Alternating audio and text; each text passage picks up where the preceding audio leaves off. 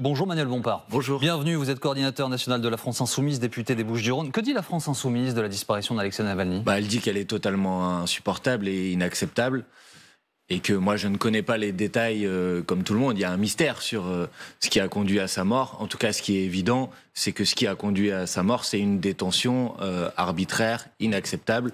Dans une démocratie, on n'enferme pas des opposants politiques. Et donc, bien la Russie est une démocratie ? Justement, si c'était une démocratie, elle n'enfermerait pas des opposants politiques. Donc ça en dit long, je crois, sur la réalité du régime de Vladimir Poutine. Et cette disparition est bien évidemment insupportable et inacceptable. Vous savez, moi je fais partie d'une organisation politique, la France Insoumise, qui a accueilli des opposants russes à la guerre en Ukraine. Notamment une personne qui s'appelle Sergueï Oudaltsov, que nous avons accueilli, que nous avons d'ailleurs hébergé, dont nous avons pris en charge les frais liés à sa présence ici sur le territoire. Donc nous sommes assez bien placés pour connaître la réalité du régime de Vladimir Poutine. Manuel Bompard, Emmanuel Macron a donné une interview à l'Humanité hier soir. J'ai vu. J'imagine que vous avez vu, parce que c'est rarissime, c'est la première fois que le président de la République donne un entretien à ce journal.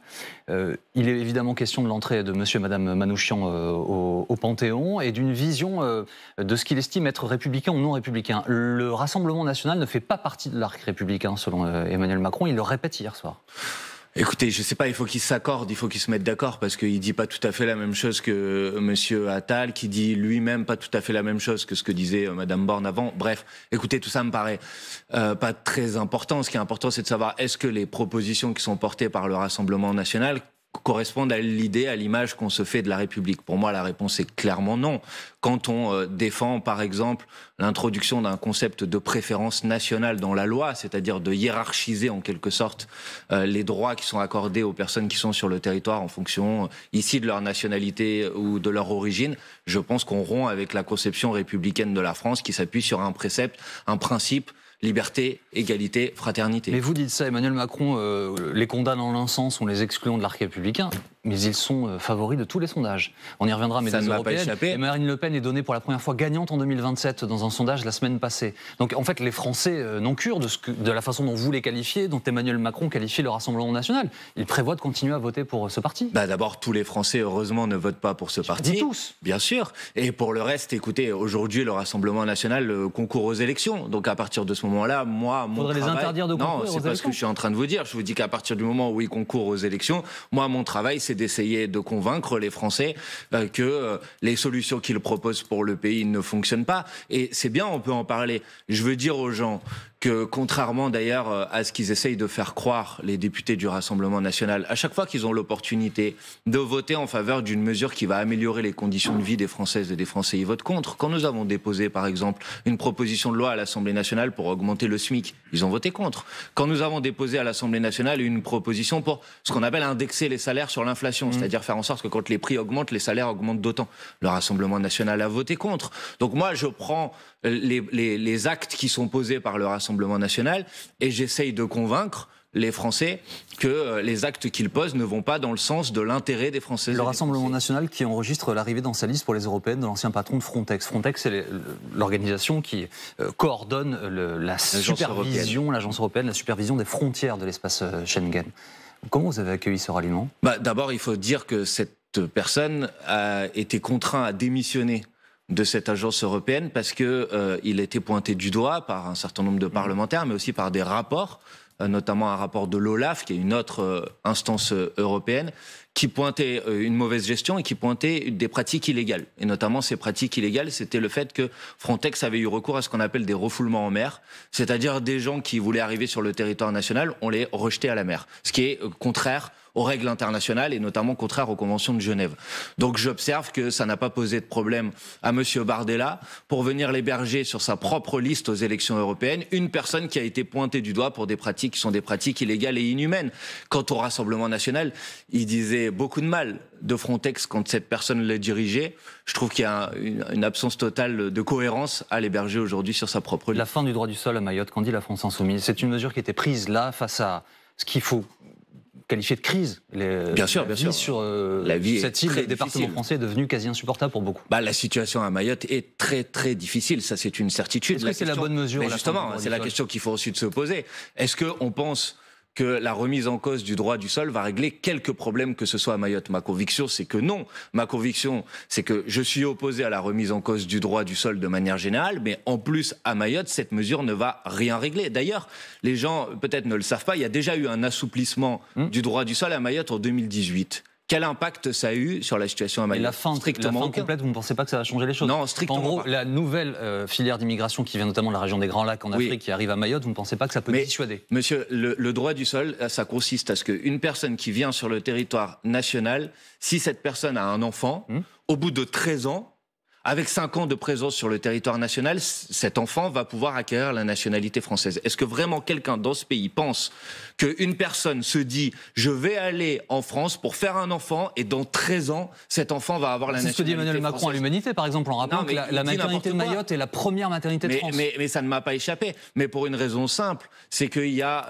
le PIB à Mayotte qui est 12 fois plus important que le PIB, par exemple, aux Comores. Alors pourquoi est-ce qu'il y a une immigration si importante à Mayotte alors, si ça n'est pas dans cet objet? Pour la raison que je vous ai indiqué, qu'il y a une différence de niveau économique, une différence de services publics entre, par exemple, Mayotte et les Comores, ce qui fait qu'effectivement, il y a des gens qui ont envie de fuir les Comores pour arriver à Mayotte. Mais en quoi l'accès à la nationalité serait un facteur d'attractivité? Je pense que ça n'a aucun sens. D'ailleurs, encore une fois, ce serait quand même bien qu'on puisse évaluer quel a été l'impact du changement de la loi en 2018 sur ce sujet, sur les flux migratoires. Ça n'en a eu strictement aucun. Pourquoi ça en aurait un aujourd'hui? Donc, je pense que cette mesure est une très mauvaise mesure. Je ne dis pas qu'il faut rien faire sur Mayotte.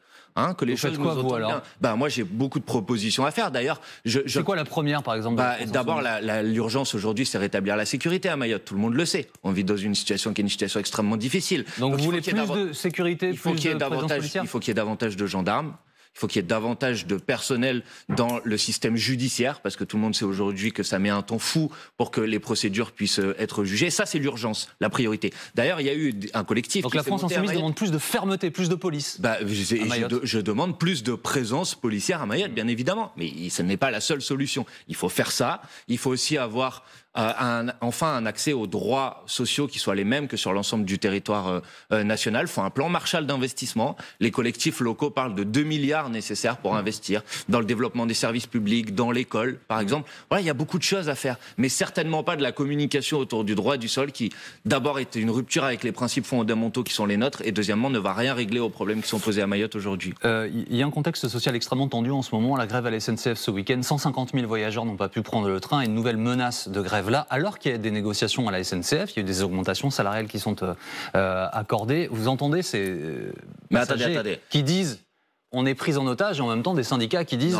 on a envie de continuer à négocier. J'entends pas ceux qui disent prise en otage. Je pense qu'il ne faut pas utiliser cette terminologie, malheureusement. Vous l'entendez, pourtant ça existe. Oui, je sais, mais je dis que si on utilise ce terme, je pense qu'on fait une erreur, y compris dans le contexte international qui est le nôtre aujourd'hui. Et prise d'otage, ça correspond à des choses très précises. Deuxièmement, il faut dire la vérité. La vérité, c'est qu'en 2022, il y a déjà eu un mouvement de grève, que ça s'était abouti sur un protocole d'accord, et qu'aujourd'hui, les organisations syndicales disent vous aviez pris à la direction de la SNCF, vous aviez pris des engagements. Ces engagements n'ont pas été suivis des faits. Donc, bien sûr que je comprends que la grève, ça soit pénible pour les gens qui la subissent. Mais j'ai envie de leur dire, la responsabilité, elle incombe à la direction de la SNCF qui avait pris des engagements et qui ne les a pas respectés, tout simplement. C'est un peu sans fin, non ? Si on fait grève et que l'on obtient, parce qu'on a un pouvoir de nuisance extrêmement important et que du coup... Mais monsieur, si vous faites un grève dans votre entreprise ici, par exemple, et que vous arrivez à un protocole de sortie de cette grève, où vous gagnez des choses, et qu'un an ou un an et demi plus tard, les choses que vous avez gagnées, finalement, vous vous rendez compte que vous avez été trompé. Donc il ne s'agira pas d'acquis nouveau, il s'agit bien de faire respecter ce qui a été négocié. De ce que j'entends, des revendications qui sont portées par les organisations syndicales aujourd'hui, oui, c'est le cas.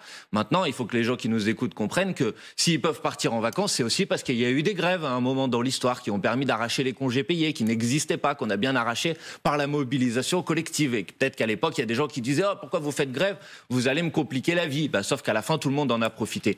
Donc je pense qu'il faut être du côté des personnes qui se mobilisent pour faire avancer les droits sociaux dans notre pays. À quoi va ressembler le salon d'agriculture, selon vous ? Est-ce que vous attendez une journée d'inauguration compliquée pour Emmanuel Macron ? Est-ce que vous la souhaitez ? Je pense que les raisons profondes qui ont été celles de la mobilisation des agriculteurs qu'on a connues ces dernières semaines n'ont pas été réglées. Et n'ont pas été réglées d'abord parce que, y compris les engagements qui avaient été pris par le gouvernement, manifestement, mettent plus de temps que ce qui était prévu à rentrer en vigueur.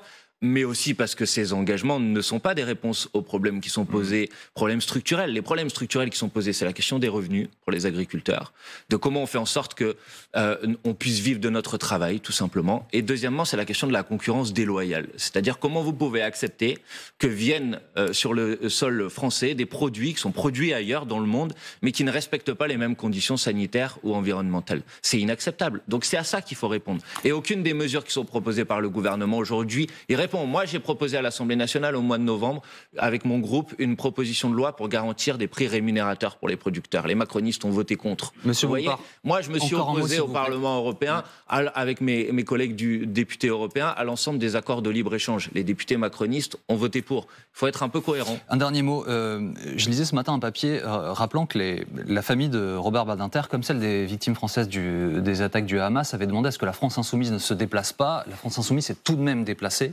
Et Fabien Roussel dit, dans ce genre de cas, le minimum, c'est de respecter le souhait de la famille. Pourquoi est-ce que la France insoumise n'a pas respecté ces souhaits ? Mais d'abord, sur la cérémonie qui a été organisée en hommage des victimes du 7 octobre, il y avait 42 familles de mémoire, il y en a 5 qui ont écrit au président de la République, pas à moi, pour dire il ne faut pas qu'ils soient invités. Le président de la République nous a invités. Ce qu'il faut que les gens comprennent, je crois. Et pour Robert Badinter ? Mais justement, j'allais y venir. Ce qu'il faut que les gens comprennent, je crois, c'est qu'on parle d'hommages nationaux, on ne parle pas d'hommages privés. Bien évidemment, je ne vais pas aller dans un hommage privé auquel je ne suis pas invité. Mais là, on parle d'un hommage national. Un hommage national, c'est un moment où on considère que, quelles que soient les divergences politiques qu'on ait pu avoir, c'est la nation tout entière qui se réunit pour rendre hommage à une personne. Le souhait de la famille dans ce cadre-là n'entre pas en compte. Mais je la respecte, je le comprends. Mais je pense qu'il faut qu'on accepte l'idée qu'il y a des moments où on a besoin de tous se rassembler, de tous se réunir pour rendre hommage à une personne ou pour rendre hommage à des familles qui ont perdu des proches dans des situations qui sont des situations dramatiques.